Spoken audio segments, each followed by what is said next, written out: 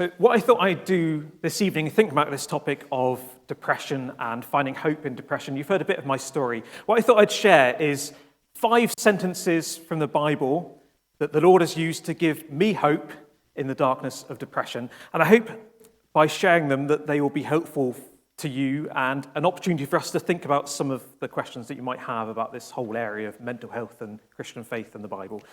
And I know we're all here from different perspectives, so maybe, well, it will be for some of you in this room, that this is very much not a theoretical question, that this is a very definite personal question, that you are someone who is experiencing or has experienced depression or other mental health struggles.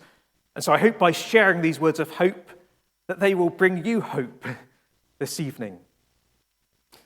And others of you, it may be that you haven't had your own personal struggles with mental health challenges, but you have had friends or close family members who've gone through dark periods, and you've wanted to support them, but maybe you haven't known the best way to support them, or you haven't quite understood what's really going on with them. Hopefully this evening will be helpful for you, to encourage you to keep going with that support and that love that you're showing your family members or your friends. Or it may be that you're here this evening and you're not a Christian, you're not someone who follows Jesus, and maybe you're wondering if the Bible has any real hope to offer in the real struggles that we face in life, like mental health challenges and depression. And I'm hoping that this evening you'll see that, yes, the Bible does have real hope for us. So we look at 5 sentences from the Bible. Quickly before we get to that, just to think about the question, what is depression? I'm not going to go into detail of the question of what is depression, but I will just bring up behind me, this is part of the definition from the World Health Organization, which I've just chosen because it highlights a few things. So what it says is this: depressive disorder, also known as depression, is a common mental disorder. It involves a depressed mood or loss of pleasure or interest in activities for long periods of time. Depression is different from regular mood changes and feelings about everyday life. It can affect all aspects of life, including relationships with family, friends, and community. It can result from or lead to problems at school and at work. And just a few things to point to and highlight. One is that it involves a depressed mood or loss of interest. Depression has many different forms, and everyone's experience of depression is unique. There are different patterns of negative thoughts and physical symptoms that people face, but one of the common things for everyone who has depression is this kind of low mood, lack of interest, loss of motivation and enthusiasm and joy in life. So that's kind of at the heart of depression. And also the second thing to highlight is that third sentence: depression is different from regular mood changes and feelings about everyday life. That this is not just the normal ups and downs of life that we all experience. We all face good days and bad days, and we have tough times in life. But this is outside of that normal experience. And there have been, even in the last week, there have been politicians, I think, at points unhelpfully talking about medicalizing the normal experiences of life. But that's not what happens when you get a diagnosis from a GP of depression, where they're not medicalizing normal experiences of life, but something outside of that. And there are diagnostic criteria, as with any other medical condition. And so this is not something just the normal ups and downs of life. And the third thing I'll highlight from this is, first sentence: depressive disorder is a common mental disorder. That's really important to mention this evening. This is something common. In fact, at the moment in Wales, the antidepressant sertraline, which is what I take every morning, it's one of the 10 most prescribed medications in Wales. One of the top 10 most prescribed medications is the antidepressant sertraline. So this is a common issue, which is important to point out for 2 reasons. Firstly, because it means that if you are here and this is a personal struggle for you, you are very much not alone. You've heard my story, or something of my story, but there are lots of other stories of people in this area, across Wales, who face this battle, including in churches. So you are not alone. I want to reassure you of that. You're not alone. But also it reminds us, as we meet together as people wanting to encourage each other and support each other, that this is an important area to think about. And so I'm encouraged to get the invitation to speak, because it means that you're part of a church that cares about these important topics. And that's encouraging for me to see. So I hope it's helpful this evening. That's all I'm going to say about definition of depression. We'll get to the 5 sentences. And most of these, I see you use the NIV. Most of these will be from the ESV, just because that's the Bible that I use. And so in my darkest periods, that's the wording that was brought to mind. But the truth is the same, whatever translation you use. So the first sentence is a sentence from my favorite psalm. Can you guess what it is? It's Psalm 103. Congratulations if you guessed. Psalm 103. And these verses in the middle of the psalm. As a father shows compassion to his children, so the Lord shows compassion to those who fear him. For he knows our frame. He remembers that we are dust. I love that second of the verses, verse 14. He knows our frame. He remembers that we are dust. Because that verse reminds me that depression doesn't make me a failure. Depression doesn't make me a failure. It reminds me that I am human, and as a human I have weaknesses and I have limitations. I'm formed from dust. I have those weaknesses and limitations, and God understands that. And as he looks at me in my depression, as he looks at me in my illness, he doesn't see a failure, he sees a human. He remembers that we are dust. Now, we all as humans have limitations and weaknesses. And part of that is, the Bible tells us, part of how we are made, that we are created beings, we are finite beings, we are weak in ourselves and frail in ourselves. And on top of that, the Bible tells us that we face weaknesses and challenges because of the world we live in. That it's a world that's been affected by human sin and disobedience. It's what we call as Christians a fallen world. The world is not as it was first made, not as it should be. Instead of being a place of perfect life, it's a place of pain and sadness and death. And a place where all kinds of things outside of our control can affect our physical health and our mental health as well. There are lots of factors that can come together with mental health. I've shared a bit of my story. You have kind of biological things and the kind of the stress of the operation and the time in hospital, and potentially also there could be something genetic, I don't know. But then you also have the kind of circumstantial things of life, and the different circumstances we find ourselves in.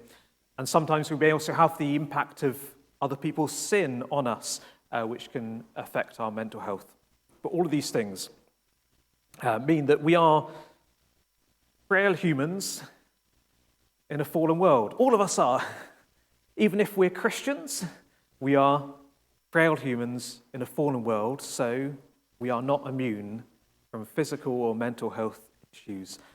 And I find this really important to remember, because not just with mental health, but with all kinds of things, it's so easy, isn't it, to feel guilty about being ill. Do you ever feel that? Like you feel like if you're ill, that you shouldn't be ill, and you feel like you're letting people down. You've ever had that thought, like you're disappointing people by being ill? But you haven't failed by being ill, you're just human.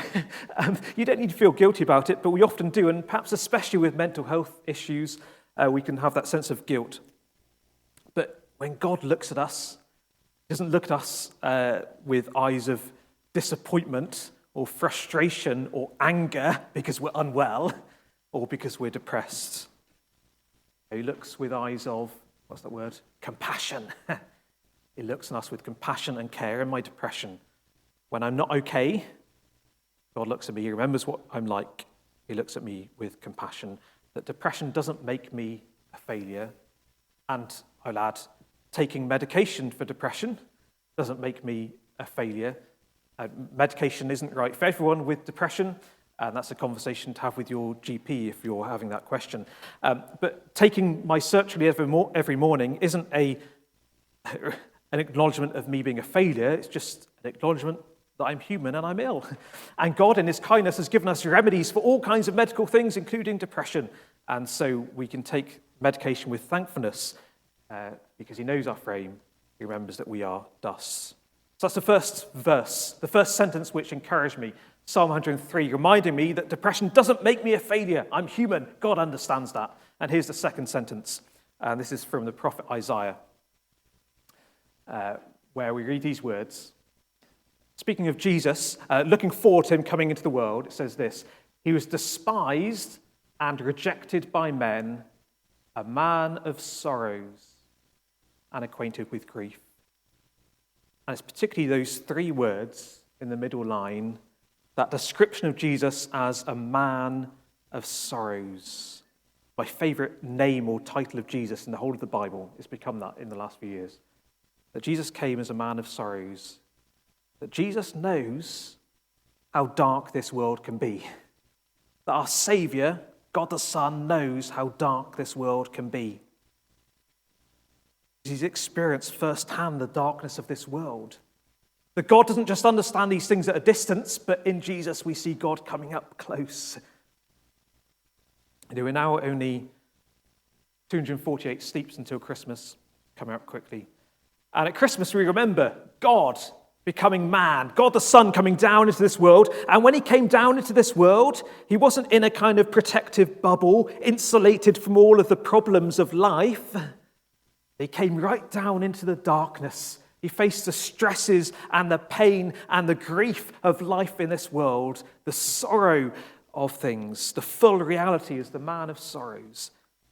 There's a moment in the Garden of Gethsemane, ahead of his death on the cross, praying to his Father in heaven in anguish. And he says these words in his prayer: my soul is overwhelmed with sorrow to the point of death. That's what Jesus says. My soul is overwhelmed with sorrow to the point of death. That he's so filled with sorrow that the sorrow itself feels like it could kill him. He knows darkness. And my point isn't to diagnose Jesus with depression. The point is that when we go through darkness, he gets it. He understands. He knows that there's someone in heaven who understands, who in my depression loves me, accepts me, and is there to help me. And this description of Jesus as the man of sorrows is something that I've kept coming back to. When you're depressed, in the kind of darker moments of depression, that wasn't a time for me to do in-depth Bible studies, even though that was what I was used to as a pastor, preparing sermons and things. It wasn't a time to do in-depth Bible studies. It was a time for the Lord to just remind me of short sentences like we're thinking about, or just pictures or images of Jesus that he could bring to mind to challenge the negative thoughts that I was having. And this description of Jesus as a man of sorrows was one of those sentences. That when I felt worthless, well, the man of sorrows loves me enough that he died for me. When I feel alone, well, the man of sorrows is with me. When I feel hopeless, well, the man of sorrows is now in glory and leading me there. This second sentence from the Bible that reminds me that Jesus understands how dark this world can be. Third sentence, and this is a sentence from Psalm 88, another of my favorite Psalms. It's the last verse of Psalm 88, and this one, I put it in the NIV because I think the last line is even clearer in the NIV. It says this: you've taken from me, friend and neighbor, darkness is my closest friend. And that's the end of the psalm. It's not the kind of psalm verse that you often find on motivational posters, is it? Where you have a picture of like a nice mountain scene or some cute puppies and then the words, darkness is my closest friend. It's not that kind of psalm. But this is a wonderful sentence that reminds me that I can be honest with God about my depression. I can be honest with God about it. This is one of the lament psalms. If you know the Bible, you'll know lots of the psalms are lament psalms that cry out to God from some situation of pain or trouble, wanting things to change. And most of them end on a note of hope. This one doesn't. This one ends in the darkness. And I find that so helpful to remind me that people of faith, people who trusted God in the past, they experience darkness too. They experienced anguish and sorrow. And it reminds me that I can express those feelings to God without needing to pretend. I can just come to God as I am and be honest about it, even if being honest means saying darkness is my closest friend. And it reminds me that when I'm honest with God, he listens. This psalm, there's a lot of, this is verse 18, there's 17 other verses. And God at no point interrupts the psalmist to say, wait a minute, can you stop complaining so much? I don't want to listen to any more of this. He hears it all, and he loves the words enough that he's kept them in the Bible for us. He hears, even if I come with my darkest suicidal thoughts, he hears. And be honest with God about my depression. And I think we can be uncomfortable, perhaps, with words like this sometimes as Christians, because we think as Christians, we're people, we're supposed to be joyful people, aren't we? The joy is a fruit of the Spirit. We're told in the New Testament to rejoice in the Lord always. Again, I say rejoice. But rejoicing doesn't mean that we can't pray like this. I think of the Apostle Paul, who says in one point in one of his letters that he's sorrowful, yet always rejoicing. You can be both at the same time. When I'm called to rejoice in the Lord in my depression, I'm not being called to just stop being depressed. That's not possible. I can't just switch it off. I'm not called to pretend to be happy, because that's no good to anyone.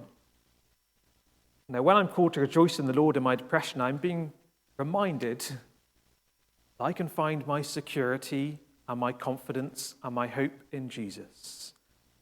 And my experience of that confidence and hope is going to be distorted in my period of depression. I can still find that confidence in God, and words like this help me keep looking to God, even in the darkness, because they are words addressed to God. So I can be honest with God about my depression. A fourth sentence. A sentence from one of Paul's letters. So we've seen that God understands. He knows us. In fact, Jesus knows really what the darkness of this world is like, so I can be honest with God.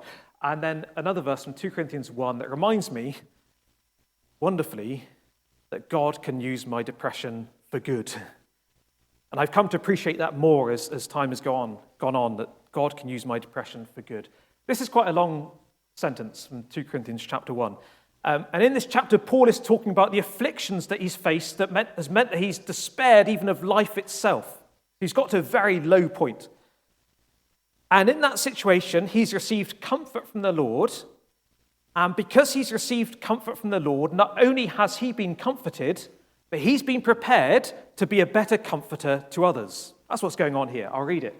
Blessed be the God and Father of our Lord Jesus Christ, the Father of mercies and God of all comfort, who comforts us in all our affliction, so that we may be able to comfort those who are in any affliction with the comfort with which we ourselves are comforted by God. So God was at work in Paul's affliction when he despaired of life itself, not just comforting Paul, but shaping Paul, changing Paul, and preparing him to serve others in the future. And I found that a big encouragement to think that the Lord can work through my depression, our sufferings, in that same way. In the darkness of my depression, the Lord can work to change me, to shape me, and to prepare me for ministry to others. Where there was a time where I thought depression was the end of my ministry, but actually the Lord continues to work. That in his hands, even those darkest moments aren't wasted. That God can use my depression for good. And I will just also add that this verse, I think, is an encouragement to those of you who are wanting to support or help friends who are going through depression and you don't know what it's like, and maybe you feel like you don't have anything to say, you don't know how to help them. Well, if you've been comforted by the Lord at any point, you do have comfort to share. Can I encourage you with that? that if you've ever been comforted by the Lord, you have comfort to share. Notice what it says here, that he comforts us in all our afflictions so that we may be able to comfort those who are in any affliction. He comforts us in our afflictions so we can comfort others in any affliction, not just in the same afflictions we've experienced, as if you can only comfort the depressed if you've been depressed. No, if you've been comforted in any situation, you have comfort to share. And that's one way that we can help each other as church to share that comfort that we've received from the Lord. Obviously, we need to do that sensitively and wisely, and sometimes what we need to do rather than speaking is just to listen, but also you have comfort to share. Encourage you with that. And I'll just close with the last sentence, which has encouraged me and given me hope in my depression. We go to the end of the Bible. This is the obvious place to finish. In the last book of the Bible, we read this, describing our future home. God will wipe away every tear from their eyes, and death shall be no more. Neither shall there be mourning, nor crying, nor pain anymore, for the former things have passed away. They're wonderful words, aren't they? That Jesus didn't just come into the world so he could understand our suffering. He came so he could bring it to an end. He lived and died and rose again. He went through that deep darkness so he could lead us somewhere better.